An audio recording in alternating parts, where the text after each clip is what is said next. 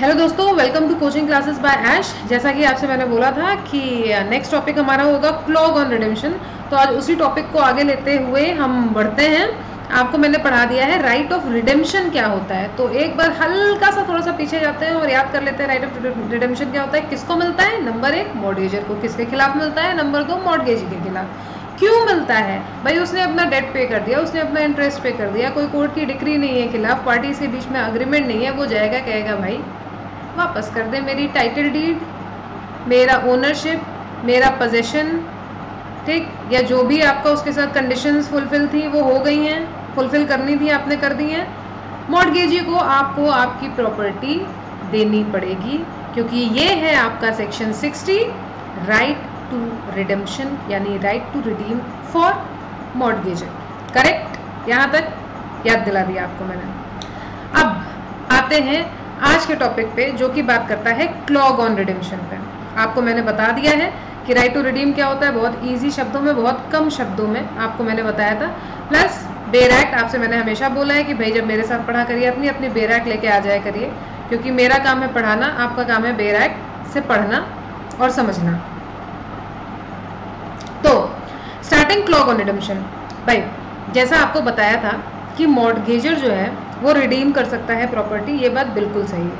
लेकिन मॉर्गेजी जो है कभी कभी क्या चालाकी करता है कि मॉर्गेजी जो है उसमें कुछ ऐसे क्लॉजेस जोड़ देता है, अगर कोई कॉन्ट्रैक्ट होता है, कोई अग्रीमेंट होता है, कि जो चीज़ें हैं वो मॉर्गेजर को रिडीम करने से रोक दें। जैसे कि मान लीजिए कि उसमें मॉर्गेजी ने एक ये क्लॉज डाल दिया कि तुम अपनी प्रॉपर्टी का ओनरशिप हमें दे रहे हो।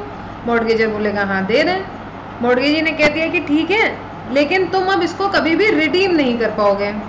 उसमें उसने मेंशन कर दिया ये चीज़ कि you are giving me the right, the ownership of a property and the mortgagor will not be able to redeem it in near future.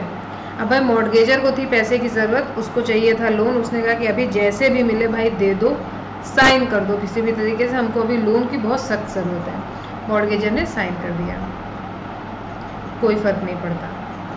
ये जो एक अड़चन आई है जो मॉर्गेजी ने लिखा उसमें कि भाई आप रिडीम नहीं कर पाओगे इसके बाद, अगर आपने जो है यहाँ पे साइन कर दिया तो ये हमारे बीच का अग्रीमेंट हो गया, और इस अग्रीमेंट में साफ साफ लिखा है कि आपको रिडीम करने से रोका जाता है इस अग्रीमेंट के तहत।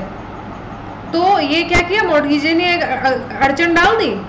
इसी अड़चन को बोलते हैं इंग्लिश में क्लॉग, और किस पे डाली है, रिडीम करने पे, रिडेम्पशन पे डाली है, तो ये हो जाता है क्लॉग ऑन रिडेम्पशन। यानी contract entered into as part of mortgage transaction which will create a problem, or you can say which are repugnant to the mortgager's contractual or equitable right to redeem cannot be enforced by the mortgagee। यानी कि ये जो अभी आपकी अड़चन लगाई है, clog on redemption लगा है, ये इन्फोर्स नहीं करा सकता मॉर्गेजी। ये चीज़ कोर्ट बोलती है, once a mortgagor, once a mortgage always a mortgage. पढ़ाया था मैंने आपको, मुझे अच्छे से याद है, आपको भी याद होना चाहिए। Once a mortgage always a mortgage. तो कोर्ट भी ये चीज़ बोलती है कि तुम कोई भी क्लॉग लगा लो भाई, हमसे मतलब नहीं, मॉर्गेजर है, उसने कोई चीज़ तुमको दी है, अगर उसने सब चीज़ जैसी होनी चाहिए वैसे वैसे फुलफिल की है, you will have to give the ownership, the title, whatever the thing that were at stake, back to the mortgager. This is what clog on redemption is. If there is any archan on redemption, that is your clog on redemption in simple bhasha. Like I've always said, I prefer teaching in very simple language, simple communication skills, क्योंकि कड़ी language तो आपको बेरैक्स में मिल जाती है भाई, बेरैक्स में वही लैंग्वेज ही है, उसको सिंपल करके मैं आपको बता देती हूँ कि मुझे सुनने के बाद आप जब पढ़ेंगे तो आपको वो चीज़ समझ में आ जाएगी। एंड आई होप मैं इस चीज़ को करने में काफ़ी आपके लिए मददगार साबित हूँ। तो दोस्तों ये था क्लॉग ऑन रिडेम्पशन। अब आप जब भी क्लॉग ऑन रिडेम्पशन पढ़ेंगे तो आपको दिमाग में रहेगा कि अच्छा ये है क्लॉग और ये रिडेम्पशन पे है, ये है क्लॉग ऑन रिडेम्पशन, और कोर्ट ने कहा है कि ऐसी कोई भी चीज़ लागू हो ही नहीं सकती। आपने चाहे कॉन्ट्रैक्ट में उसको कर रखा हो, कोई भी ऐसी चीज़ जो रोके इनकम ब्रांच कर रखा हो। इनकम ब्रांचेस क्या होते हैं? अगर ये भी नहीं पता तो आप कमेंट में बिल्कुल लिख दीजिएगा कि ma'am next topic income branches का ले लीजिए, हमें नहीं पता, मैं वो भी ले लूँगी। कमेंट में लिखिए आपकी जो भी क्वेश्चंस हैं, जो भी क्वेरीज हैं। एंड आप लोग तारीफ तो करते ही हैं, उसके लिए बहुत बहुत धन्यवाद आप लोगों का। लाइक तो आप करते ही हैं, सब्सक्राइब आप कर ही रहे हैं, तो that is all very good. अब ये सब बातें छोड़ के आते हैं हम कहाँ? आज के केस लॉज पे। मैंने आपको बोला था कि क्लॉग ऑन रिडेम्पशन के साथ साथ मैं आपको कुछ केस लॉज बताऊंगी जो इंपॉर्टेंट है एग्जामिनेशन पॉइंट ऑफ व्यू से। जब भी आप लिखें सेक्शन 60 यानी right to redeem of mortgagor and clog on redemption के ऊपर जब भी क्वेश्चन आए, then you can write these case laws to make your answers more explicit and more beautiful. Okay, so number 1 case law is Stanley versus Wild. जिन्होंने पढ़ा है transfer of property act, जिन्होंने पढ़ा है राइट टू रिडीम, उन्होंने Stanley versus wild पढ़ा है। नहीं पढ़ा है, टेंशन लेने की जरूरत नहीं है, रोइएगा तो बिल्कुल नहीं। स्टैनली वर्सेस वाइल्ड नंबर 1 अपनी लिस्ट पे नोट कर लीजिए जो आपको पढ़ना है। अच्छा, दूसरा केस लॉ एक आता है भाई गंगाधर वर्सेस शंकरलाल। गंगाधर वर्सेस शंकरलाल का जो केस है वो है AIR 1958 का।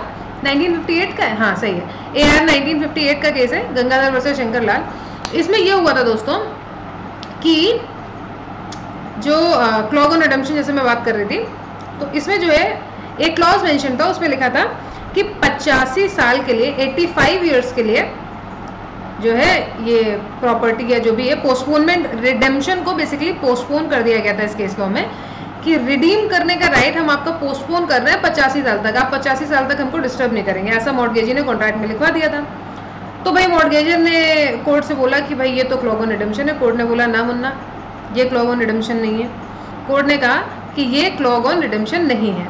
वहीं एक और केस लॉ है, आप लोग पढ़ेंगे अपने जब भी आप बुक्स पढ़ेंगे तब उसमें आपको मिलेगा केस लॉ, तब आप मुझे याद करिएगा। उसमें ये टाइम लिमिट जो है 85 साल से 200 साल कर दी गई थी। मॉर्टगेजी ने अपने क्लॉज में मेंशन करा लिया था, यानी जो कॉन्ट्रैक्ट एग्रीमेंट जो भी रहा हो उसमें मेंशन कराया था कि राइट टू रिडीम आप जो है 200 साल तक पोस्टपोन कर दीजिए। तो कोर्ट ने कहा कि नहीं बेटा, ये है क्लॉग ऑन रिडेम्पशन। तो चीजें जो है वो ऐसी होनी चाहिए जो पॉसिबल हो, ठीक है, लीगल हो और पॉसिबल हो। 85 साल ठीक है, kind of a time limit that can be explain to court. 200 years भाई इंसान ही नहीं रहेगा, ठीक है।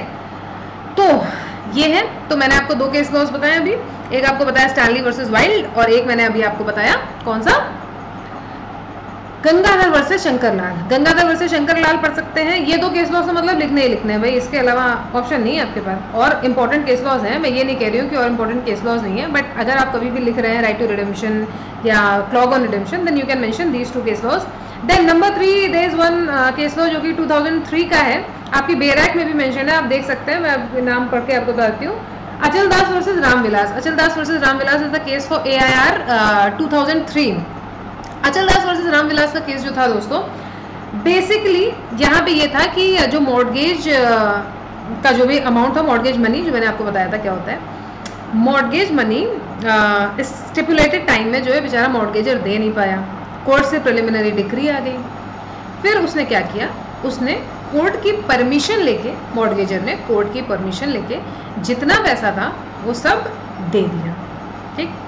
तो यहाँ पे ये हुआ कि जैसे ही मॉर्टगेजर ने अपना पूरा पैसा जितना भी बन रहा था, कोर्ट की परमिशन ली, क्योंकि प्रिलिमिनरी डिक्री आ गई थी कि भाई पैसा तो पैसा क्यों नहीं दिया, तो उसने जब वो सारा पैसा दे दिया तो कोर्ट ने कहा कि अब क्योंकि इन्होंने जो इनका पार्ट था वो फुलफिल कर दिया है, यानी मॉर्टगेजर जी ने अपना पार्ट फुलफिल कर दिया है, तो मॉर्टगेजर जी को उनका राइट ऑफ रिडेम्पशन वापस कर दिया जाए। ये सिंपल केस था आपका अचल दास वर्सेस रामविलास AIR 2003। तो आई थिंक आज का आपको वीडियो समझ में आया है। समझ में आया है तो बेशक लाइक करिए, सब्सक्राइब करिए, शेयर करिए, बढ़िया बढ़िया कमेंट करिए।